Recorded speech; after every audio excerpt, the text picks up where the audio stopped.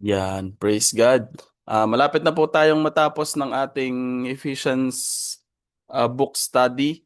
And we are now in the chapter 4 and I would like just to welcome everyone. Welcome po kay Arlene, kay Ate Arlene, and kay Lois, kay Rosnel. And yung iba daw ay mga habol. Tapos ito per ay nasa biyahe pa daw. And then kasama ko dito sa bahay ay si Lloyd and also si Joseph. Yun po.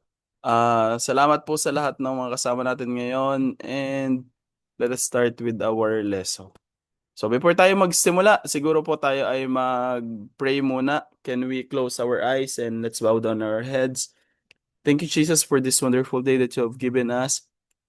Salamat, Panginoon, na kami nandito at nakakapag-aral ng iyong salita. Thank you for guiding us, O God, and thank you for giving us the food for our spirit, O God. And salamat, Panginoon, sa buhay ng lahat ng kasama namin dito. Yung proteksyon, pag-iingat, pag-aalaga mo, Panginoon, ay suma kanila, O God, and bigyan mo ang bawat isa ng karunungan upang maunawaan, O Diyos, ang iyong mga salita. Na amin ito, Panginoon, maunawaan, paniwalaan at malakaran, Panginoon, kung ano yung sinasabi, Panginoon, para sa amin. Salamat, Panginoon. Ito po isang dalangin namin sa pangalan ni Jesus. Amen, amen, amen. Praise God. Yan. If you are ready, pwede bang mag-comment tayo sa chat ng ready na ako. Yan. Para Tagalog naman. Ready na ako. Yan.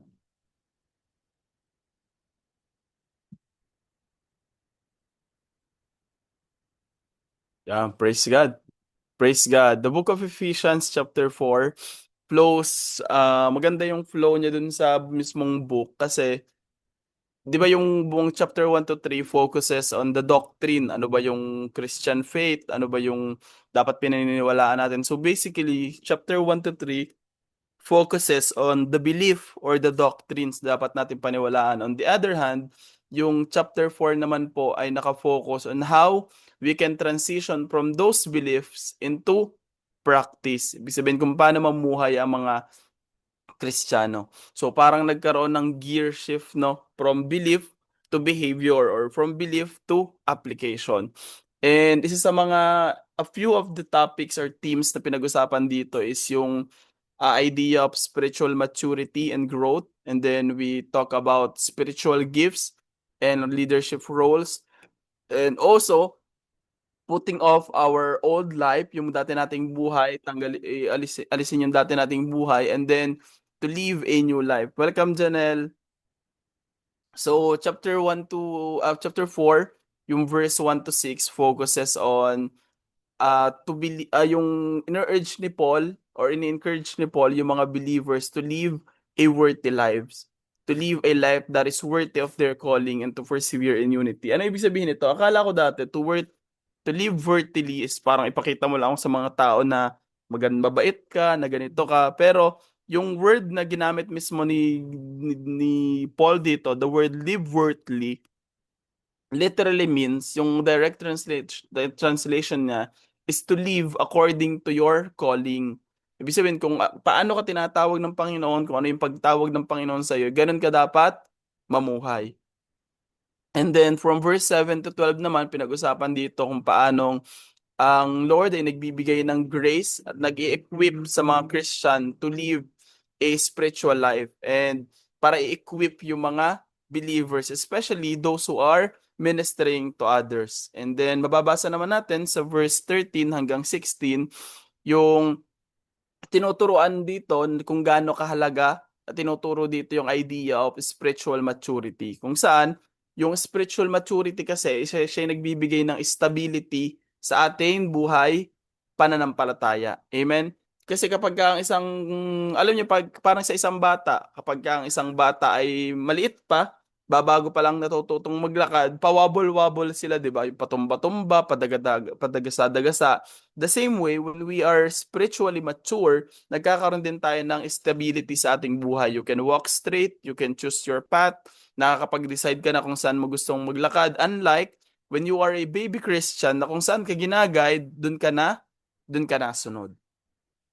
And then, yung chapter 4, verse 17 to 40 naman, nag-focus siya dun sa uh, pag-encourage ni Paul sa mga believers, ibig sabihin tayo bilang mananampalataya to abandon our old sinful lifestyle. So basically sinasabi ni Paul dito na yung dati yung belief, yung dati yung mga ginagawa, abandon nyo na yan. And so basically, kung mababasa nga natin yung buong chapter 4, it focus mainly on Christian living, kung paano tayo mamuhay, and yung kung paano natin mapapractice yung belief na pinag-aralan natin sa chapter 1 to chapter 4. Amen? So basically parang yung chapter 4, ang pinakang central message niya is yung life na binigay sa atin ng Lord, how we are forgiven, how we are accepted, nagtatransform siya sa atin at tinuturuan niya tayong matransform yung life natin in a life for unity, for growth, for spiritual maturity, at pagkakaroon ng Christ-like character. Amen? So, for example, let's go to our point number 1. Yan. Sinong gustong bumasa po ng ating point number 1? Si Joseph. Tayo mo nga. Lesson 1, protect unity through humility and love. Amen. Di ba nung lesson, kung mababasa nyo kahapon lang, pinag-aralan natin kung paano, kung gaano kahalaga yung humility, yung unity o yung pagkakaroon ng pagkakaisa within one body of Christ. Pero dito, it mainly focuses on kung paano ba tayo magkakaroon ng unity. And ito pinapakita na napoprotect natin yung unity natin through humility or pagpapakumbaba sa pamagitan po ng pag-ibig. And we can read from Ephesians chapter 4 verse 3. Sinabi dito, sikapin ninyong mapanatili ang pagkakaisa ng kaloob ng Espiritu sa pamagitan ng kapayapaang nagbubuklod sa inyo. So, napakahalaga dito na maunawaan natin bawat isa sa atin na ang unity, it doesn't come naturally. Sa totoo lang, hindi siya parang, sige, united na tayo, sama-sama na tayo. Pero, ang tinuturo niya dito, sabi niya, di ba, yung fruit ng Holy Spirit, yung magbabind sa atin. So, it is our humility, yung patience, and yung love natin for one another. Alam niyo po, isa sa mga napansin ko sa maraming pagkakataon, maraming mga relationships yung nasisira. In any kind of relationship, romantic relationship, family kind of relationship, yung friendship, madaming mga kinds of friendship ang nasisira because of humility. Because of pride rather. Na dahil ayaw magpakumbaba or may isang tao na ayaw magpakumbaba within their sa kanilang relasyon, usually yung nagkokos ng hindi pagkakaroon ng peace. And it is the same thing with our unity as bilang mga anak ng Diyos, bilang isang one body of Christ. Amen. Hello, Kailin. And this is the same way, and ito lagi ko tinuturo at lagi ko din na-share. Sometimes, hindi mahalaga kung sino yung tama o mali. Hindi mahalaga kung sino yung nauna at sino yung sumunod lang or pagka sa usapang disagreement. Sometimes, the question is, willing ka bang magpakumbaba para maayos at magkaroon ng reconciliation dun sa relationship nyo? Amen? And dito pumapasok yung love and humility. Kung saan, ang nagsumisira kasi madalas ng relationship is both are full of pride and walang gustong tumanggap ng hindi naman maganda talaga sa feeling, 'di ba, na ikaw yung parang ikaw lagi yung natutulak na mali or hindi din maganda sa feeling na ikaw yung nabababa. Pero that's how we can build our unity when we are humble and we love one another. Amen. And isa pa na gusto kong i-pinpoint, I don't know kung nalagay ko dito. Yan, sabi sa Pilipos chapter 2 verse 3, huwag kayong gumawa ng anuman dahil sa pansariling layunin o pagyayabang. Sa halip, bilang tanda ng pagpapakumbaba, ituring yung higit ang iba kaysa sa inyong sarili. And I think the mindset here, para magkaroon tayo ng ganitong mindset is, kung ayaw mong gawin ng iba sa'yo, huwag mo rin gawin sa kanila. And isa sa mga tinuturo dito is to put ourselves below others. Hindi ibig sabihin no na mababa ka talaga kaysa sa kanila. Hindi ibig sabihin no na you are less or you are inferior among other Christians. Pero you put yourself in that position. Nang sa ganon, hindi mo maipagmayabang ang iyong sarili. And I think This is mahirap ito. Sa totoo lang, kapag tiningnan natin, parang hindi siya, madali lang siyang sabihin. Sabi nga, easier said than done. Mas madali siyang sabihin na magpakumbaba ka, unahin mo yung ibang tao, pero it's kind of hard. Pero ang gusto kong i-share dito is on our next slide. Sabi dito, unity is based on shared identity in Christ, not ethnicity or status.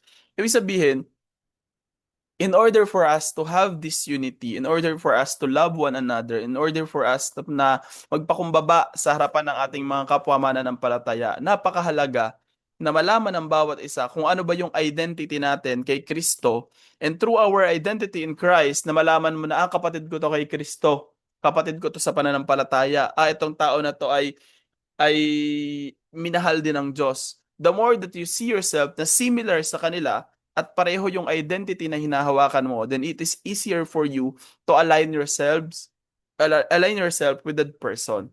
Amen ba? Nagegets po ba natin yung point ko? Na kapag nakikita mo yung sarili mo na, parehas ko lang pala to, wala pala kaming kinaibahan, parehas siyang pinatawad ng Panginoon, parehas siyang minahal ng Panginoon, and we are one in Christ, and we are one body. Amen? So, ang siguro naiisip ko ngayon na parang idea niya is, for example, itong kamay na to, aksidente niyang napalo niya tong kabilang kamay. Sa tingin mo ba, pag pinalo nito yung kabila nito, hindi ka maapektuhan. Since we are one body, kapag pinalo ko to, nasaktan ay yung buong katawan. Kapag gumanti ka naman, ang nasasaktan din ay yung buong katawan. So, technically, since we share the one identity in Christ, mas nakikita natin na, oo nga, dapat nagtutulungan tayo. Hindi unahin yung sarili mo, hindi sabihin ng kaliwang kamay mo na, mas mahalaga ako sa'yo, or dapat ganito ang ginawa mo, o sabihin ng kanan na, ikaw kasi ang nauna, pinrovoke mo ko. It's not who's right and who's wrong, pero kapag sinasaktan natin yung isa't isa, pag sinasaktan ng kaliwang kamay, yung kanang kamay, the whole body is affected. Amen? Because isa sa mga key theme for this chapter that we are one body in Christ. Amen?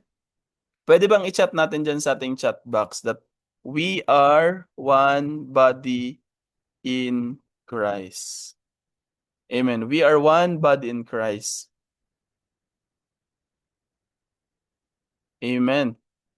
Tayo po ay isang katawan. And makita po natin yung ating mga sarili na kasi paniniwala ko na bawat isa sa atin meron tayong sarili-sarili nating pinagmulan. Meron iba-iba tayo ng upbringing, iba-iba tayo ng pamilya, iba-iba ng kultura. Yung iba, mas sa bahay nila, mas sanay silang magsigawan. Yung iba naman, mas affectionate sila sa family. Yung iba, nonchalant lang sila sa family. So basically, iba-iba tayo ng personality. Pero at the end of it all, iisa lang yung identity natin. And our identity is found hindi dun sa lahi natin, saan ka nagmula, anong social status mo, ikaw ba'y mayaman o mahirap, matalino ka ba, hindi. It is not that, but our identity in Christ Jesus. Amen? And alam niyo kung ba tinuturo to ni Pablo? Kasi during the early church, dahil nga diverse yung church nila, iba-iba yung mga lahi, may mga Jews, may mga Gentiles, it is really important for them na ituro to because the early church struggled with division. And isa sa mga sineshare dito ni Pablo is yung peace within the church, yung kapayapaan within the church is considered a divine blessing. Kaya nga, mapalad tayo kung nandun tayo sa simbahan na hindi puno ng kaguluhan, sa isang church na hindi puno ng disagreement, but a faith that is united in one vision and one goal. Amen. And the church that is united in one identity in our Lord Jesus Christ. Amen po. Amen. Amen. Amen. So, next one po tayo. Sinong gustong bumasa kaya? Ako na. Yan sa Terling. Lesson 2, grow toward spiritual maturity. Amen. Thank you, Ate Arlene. Sige, basahin mo na din siguro yung next slide. Ala, ba't ganun? Yan. Ephesians 4 verse 15. Sa halip sa pamamagitan ng pagsasalita ng katotohanan sa diwa ng pag-ibig, tayo'y dapat maging lubos na katulad ni Kristo na siyang ulo nating lahat. Amen. So, parang anuhan dito na bawat isa sa atin, we must grow magkaroon tayo ng spiritual maturity. Hindi po tayo nananatiling bata. Amen? Hindi ako naniniwala ako na ang growth ng isang tao ay hindi nakadepende sa tagal mo sa simbahan o kung gaano ka nakatagal na Kristiyano. Tama ba? Hindi mo masasabing mature na kasi 10 years na sa church. Hindi mo masasabing immature kasi 3 months pa lang nasa church. Hindi siya ganun ang measurement. However, all of us, bawat isa po sa ating mananampalataya ay tinatawag ng Panginoon. Hello, Jenny B. Tinatawag ng Panginoon to walk in spiritual maturity. And even sa ang kagaya ng mababasa po natin dun sa chapter 4 na yung spiritual maturity natin naglilids to sa stability. Yung spiritual growth po natin nagkakos na tayo mag-mature sa ating pananampalataya. And it is important on kung paano yung katawan po natin, yung physical po nating pangatawan ay nangangailangang mag-mature, yung ating pong physical na katawan ay nangangailangang maging lumaki, tumibay, maging healthy. It is the same way na yung spiritual po natin ay dapat lumalago rin. Kapag nakikita mo yung sarili mo, kunwari ay ilang taon ka nang nasa church, hindi ko ito sinasabi as a pressure, but I want you to reflect on this. Na kunwari nakikita mo yung sarili mo na ilang taon ka na sa church, and yung verse na alam mo, John 3:16 pa lang din, ang kumbaga walang development, yung dati mong ginagawa, yun pa din, yung dati mong paniniwala, yun pa din, yung belief mo, walang nabago, hindi ka nagkaroon ng, naiintindihan niyo po ba yung sinasabi ko? It is a time to reflect na ako ba ay nag-grow spiritually? And if not, ano yung ginagawa ko kung bakit hindi ako nag-grow spiritually? And kung nakita mo naman yung sarili mo na iba na yung aking maturity ngayon na mas nag-mature na ako compared the last time na ako yung naging Kristiyano, and then ask yourself, ano naman yung ginagawa mo para ikaw ay mag-grow spiritually? And the same way, mababasa po natin sa Hebrew chapter 5 na ang matigas na pagkain ay para sa sapat na gulang. Kasi dati, nung tayo bagong mananampalataya pa, ang kinakain natin ay puro gatas. So it gives comfort, ibibigay sa atin madaling nguyain, madaling i-digest. But as we grow older, as we grow spiritually, dapat yung kinakain din natin ay nagiging mas matigas. And sabi ko nga, again, slide ko yata yan. Sabi, a child grows physically, but believers must grow spiritually. Amen? Kung paano ang bata ay lumalago, tumatanda, natututo, nagmamature sa kanyang physical na katawan, ganun din po ang ating spiritual. So, mag-ask ako sa chat natin, anong ginagawa ng isang bata o ng isang maliit na bata para po siya ay maging malaki o para siya isang maging malakas? Sige, i-chat natin dyan. Or kung gusto nyong sa voice na lang, sa voice na lang. Anong ginagawa ng isang bata na sa physical para siya ay maglumago o para siya ay maging malakas o siya ay tumangkad o maging mature? Yan. Sa chat, sinong may sagot?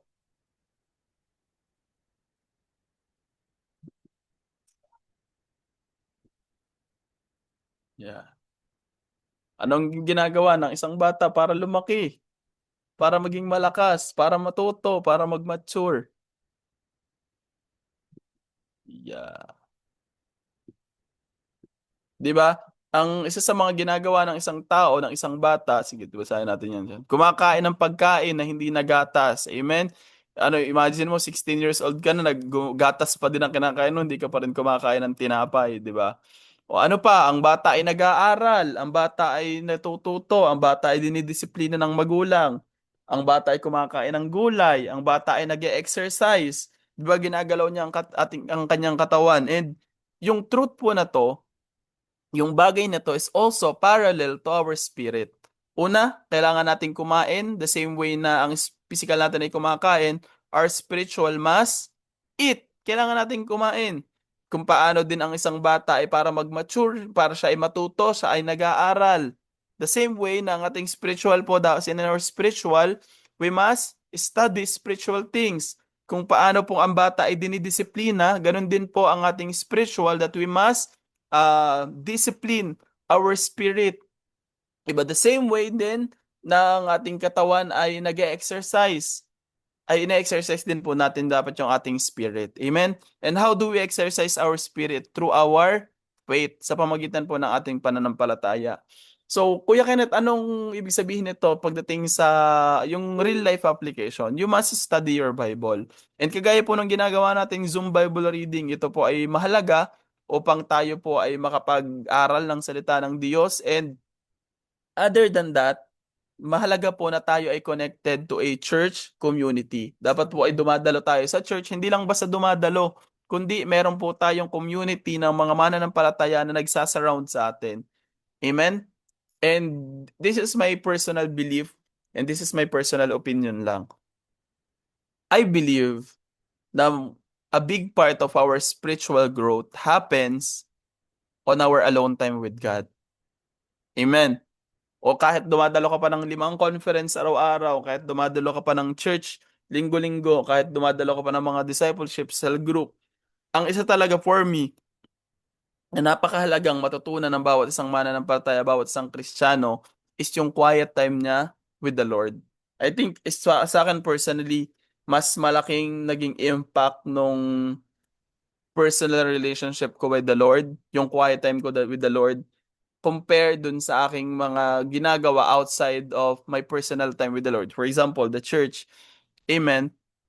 Kasi, ang binibuild naman natin sa ating spirituality is hindi lang naman yung habits eh. Ang binibuild natin hindi lang yung beliefs natin, but mainly our relationship with God. Amen? The same way na parang isang magulang at isang anak, pwede ang isang mabata ay lumaki siya sa pag pumunta siya sa school, natututo naman siya, di ba? Pag pumunta siya sa mga kaibigan niya, natututo din siya. But, kailangan merong magulang, merong tatay, merong nanay na nag-aalaga sa kanya. In the same way, yung relationship din natin sa Lord. Kapag mas lumalalim yung relationship natin sa Lord, mas natuturuan niya tayo, mas nag-guide na tayo, at mas nag-mature tayo spiritually. Amen? And makikita natin dyan in the early church, yung mga believers, nagmi-meet sila para mag-break ng bread. So basically, nagko-communion, and then nagre-read sila ng Bible, and then they have this discipleship. And isa po sa matututunan natin when it comes to spiritual growth is the more that you become more mature, the more na nag-grow ka spiritually, the less na ikaw po ay nadideceive ng ating kaaway. Amen? Di ba pagka isang tao habang tumatanda, natututo, mas nagiging wise, pansin nyo, yung mga matatanda, ang hirap ng lokohin. Kasi they are spiritually, they are mature. The same way, hindi din tayo madaling maloloko if we are spiritually mature. Amen? Pwede bang i-chat natin dyan sa ating chat box? Spiritual maturity is a must. Hindi po siya, pwede naman pwede ba akong 30 years na ako, yung bata pa din. Diba? Hindi naman pwedeng ganon. We must mature in our spirit. Kung dati nabasa mo lang ay Book of John, ngayon i-goal mo na mabasa mo ang Book of Matthew and Luke, diba? Kung dati nakikita mo yung sarili mo na parang dito lang ako nagagamit ng Lord, find the way kung paano ka mas ma-elevate, diba? Kung paano ka mas magagamit ng Lord. Dati wala kang ministry, find the way kung paano ka magkaroon ng ministry. Dati once a month ka lang magbasa ng Bible, gawin mong thrice a month. Kasi hindi naman ang maturity natin, hindi naman siya mahalaga na mabilis agad yung paglago mo di ba? But at least we must grow. Dapat lumalago ka, dapat dapat nagmamature ka. Amen? Amen? Challenge natin yung ating mga sarili na hindi man natiling stagnant, but we must grow. We must grow, everyone. Amen? Amen. And then this is our last point. Third point na po tayo. Yan. Sinong gustong bumasa? Sino yun daw? Lesson 3, live the new life in daily actions. Amen. Live the new life. Diba? Bawat isa sa atin, nung tinanggap natin ang Panginoong Jesus, we have a new life. Not only we have a new life, sinabi doon, we have a new identity. And ito pong bagay na to, pwede nating sabihin na tayo bagong nilalang, pwede nating sabihin we have a new identity. Pero it is reflected through our daily lives and daily decision. Amen? Kung ano yung mga desisyon at ginagawa natin sa ating pang-araw-araw na buhay. Let's read from our verse. Sabi sa Ephesians chapter 4 verse 32, sa halip maging mabait kayo. Yan. At maawain. Magpatawad kayo sa isa't isa tulad ng pagpapatawad sa inyo ng Diyos dahil kay Kristo. Amen? Na bawat isa po sa atin ay magpatawaran, and alam niyo, naniniwala ako na ang pagbabago ng Lord and ang restoration ng Lord, ang move ng Lord sa atin is holistic. Ibig sabihin, hindi niya lang binago yung spiritual mo, but God can change you, can help you, can transform you in your mental, in your belief, in your emotional, even in your daily lives. Amen? Kaya pong kumilos ng Diyos sa ating mga buhay. Amen. Nung niligtas ka ng Diyos, niligtas ka ng Diyos ng buo. Amen. Nung nirestore ka ng Lord, nirestore ka ng Lord ng buo. And alam niyo po, isa sa mga na habang binabasa ko tong verse na to, parang ang sinasabi lang sa atin ng Lord, sabi dito, di ba? Magbait kayo, maging maawain, magpatawad kayo. As you can see, itong mga sinasabi niya dito, what I notice is the same thing that God did for all of us. Amen. Pinatawad ka ng Lord, naging mabait ang Lord sa iyo. Naging maaway ng Lord sa iyo. So basically, He is teaching us to be Christ-like. Na kung anong ginawa ko sa inyo, gawin niyo din sa iba. Kung anong nakikita niyo sa akin, gayahin niyo ako. Kung anong pinapakita ko sa inyo, pinaparanas ko sa inyo, ay paranas niyo rin sa iba. Amen. And alam niyo, mayroon ako pinapakinggan kaninang isang influencer. Basically, parang nagtuturo siya ng, alam mo, sa pag-gym. Nagtuturo siya sa pag-gym. Kasi yung isang tinuturuan niya mag-gym, parang few years na siyang nag-gym, pero hindi ba mabago yung lifestyle niya? Hindi mabago yung behavior niya. Ilang years na siyang ganun. Ang masama, imbis na siya ay pumapayat, siya ay lalo pang tumataba. Ngayon, kinausap niya nung ano bang problema? Ano bang problema? Bakit ganun ka pa rin? Kumbaga sa madaling sabi ay hindi nag-i-improve yung physique niya, tapos lalo pa siyang lumalaki. Tapos napansin daw niya, simula nung bata siya, lagi siyang sinasabi na hindi, okay lang sa'yo maging mataba kasi yung lahi naman natin ay nasa matabang side talaga tayo, nasa heavier side talaga tayo. So he grew up na yung nanay niya mataba, yung tatay niya mataba, yung kapatid niya mataba, and then it instilled in his mind na baka mataba din ako. Baka ganun lang talaga ako, mataba din ako. And then nag-provide itong influencer na to ng isang study that shows that behavior follows identity. Anong ibig sabihin nun? Yung paniniwala natin sa kung sino tayo affects our behavior. For example, nakarinig na ba kayo ng tao na lagi niyang sinasabi na, ay, ako kasi prank ka ako. Ako kasi prank ka ako. Kung mapapansin niyo siya, dahil yun ang paniniwala niya sa kanyang sarili, anong behavior ang pinapakita niya? Ay, ako, pinaprank ka niya talaga. Kapag ang isang tao sinabi niya na ako ay naniniwala, alam niyo, pagka isang bata naniniwala siya na siya ay matalino, he will grow up believing na matalino siya. In the same way, kapag ang isang bata sinabihan mo na, ang bobo mo naman, ba't ganyan ka, ang ignorante mo? Kahit sa murang edad, dapat ay hindi yun yung buhay na meron sila, hindi yung mindset na meron sila, but because that is what he believes is his identity, dahil yun ang paniniwala na ito ako, ay yun yung behavior na ginagalawan niya. For example, ang isang prinsipe, kapag in-instill mo sa kanya na isa kang prinsipe despite na siya ay may naiisip siyang mga ibang mga bagay, dahil nakatatak sa kanyang sarili at naka-instill sa kanyang mind that you are a prince, he acts according to his identity. Amen? Alam nyo nga, meron akong isang pinapakinggan na preacher. Sabi niya, sometimes the problem is not your behavior. Sometimes the problem is not your action. Sometimes the problem is not your lifestyle. Sometimes it is an identity issue. Tanungin mo yung sarili mo, bakit ba ako nag-a-act ng ganito? Bakit ako ganito yung behavior ko? Bakit ganito yung mindset ko? Bakit ganito yung isip ko? Sometimes, baka ang tanong dyan is baka merong question within your identity. Baka may question within kung sino, ano yung paniniwala mo na kung sino ka. If you believe, for example, ang isang tao naniniwala siya na ang Diyos ay ang kanyang provider in everything. Parang kahit dumaan man siya sa pagkakataon na siya ay magkulang, naniniwala siya na hindi siya pababayaan ng Lord because that is what he believes. Ang isang tao, sabihin mo sa kanya, for example, me, alam ko yung identity ko. Sabihin man ng isang tao sa akin na, ay, ganito ka, pero alam ko na hindi ako ganon, maapektuhan ba ako? Hindi. Kunwari, sinabi ng isang tao sa akin, si Kenneth kasi madamot. Yan, pagka, hindi naman ako madamot, ba't ako maapektuhan? Pero pag sinabi ng isang, ano na, si Kenneth ang takaw kumain. O, ay, totoo naman. Totoo naman. Naintindihan niyo ba? Kaya nga napakahalaga na you are established with your identity. Sino ka ba sa harapan ng Panginoon? Ano ba yung life na binibigay sa ng Panginoon? Ano ba yung identity na binibigay sa ng Panginoon? Who are you and who you are in Christ Jesus? Amen? Amen? And I want you to think about this and I want you to meditate on this na, Lord, I want to know who I am. And I want to know who I am. And paano mo mas makikilala yung sarili mo? Paano mo mas ma-observe yung sarili mo?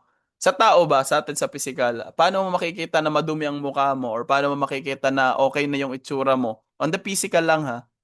'Di ba humaharap ka sa salamin mo. Humaharap ka sa salamin so that you can see na, magulo pala yung buko ayusin ko nga yung buko. Humaharap ka sa salamin para, ay, hindi pala pantay yung lipstick mo. O humaharap ka sa salamin, ay, hindi pala bagay itong damit na to, hindi pala tugma ang red sa green kasi mukhang Pasko. So, in order for you to assess yourself, para makita mo yung reflection mo, you have to look in the mirror. The same way, in the spiritual sense, you have to look at your mirror on the spiritual. Ano bang mirror natin sa spiritual? Yung atin pong Bible. Yung atin pong the Word of God. Kasi ang magdidictate ng identity mo is hindi yung sinasabi ng magulang mo, hindi yung sinasabi mo sa sarili mo, hindi yung sinasabi ng kapitbahay mo, hindi sinasabi ng kaaway mo, but your identity must be anchored and your identity is your identity in our Lord Jesus Christ. Your identity in Christ. Naunawaan po. And alam niyo, meron nga isa sa mga favorite ko tong verse na sa Santiago din to. Kaya favorite ko talaga yung Book of James. Meron doon ng isang verse na sinabi niya na ang isang tao daw na nakarinig, nananampalataya, ngunit hindi niya ginagawa kung ano yung kanyang natutunan, sabi doon ay para siyang nanalamin at nakalimutan niya kung ano ang kanyang itsura. The same way that if we keep on reading our Bible, if we keep on listening to the Word of God, and if we keep on, palagi tayong nakikinig ng Bible, nagbabasa naman tayo ng Bible, nakikinig naman tayo ng preaching, nakikinig naman tayo ng podcast, nakabayo pa yung Bible verse sa Facebook natin, pero hindi na siya nasusundan ng behavior and hindi tayo nag-a-act according to what we heard. Sabi doon, parang tiningnan mo ang iyong sarili sa salamin and then you forgot who you are.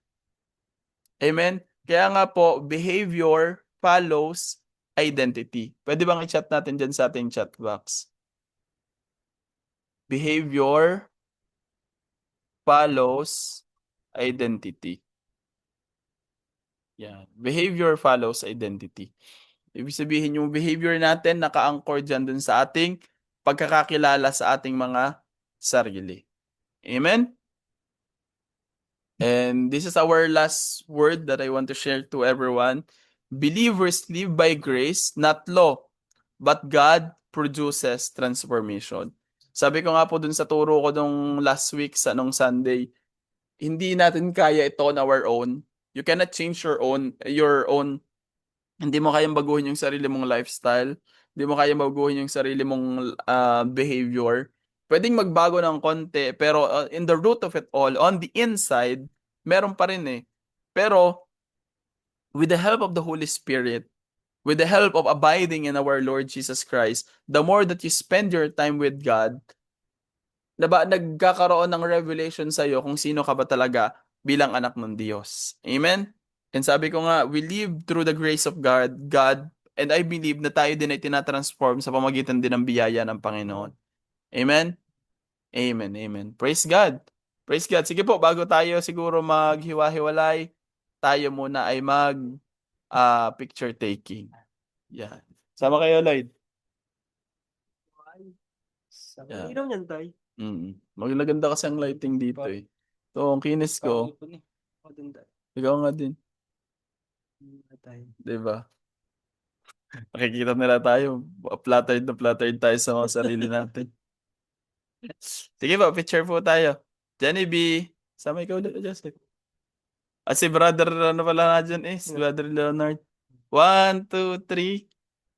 Isa pa po, na 4, chapter 4. Ayun, sorry, wait lang. Sala. Isa pa po. 1, 2, 3, 4. Yun. Salamat po sa nag-join. See you next week. Tuesday po ulit ang ating Zoom Bible reading. Tapusin na natin tong Ephesians na to. Bye-bye, Janelle. At alam ko, iiyak ka pa dyan. Bye. Salaw nyo. Jenny B, bye-bye. Ba't di ka nag-open ng camera mo? Lois, bye-bye. Praying for your lola. At Erlyn, Kuya Leonard, bye-bye po. Bye-bye. Thank Ingat you. kayo. Jenny B, bye-bye. Ate Rosnel, bye-bye po. God bless, Ate Rosnel.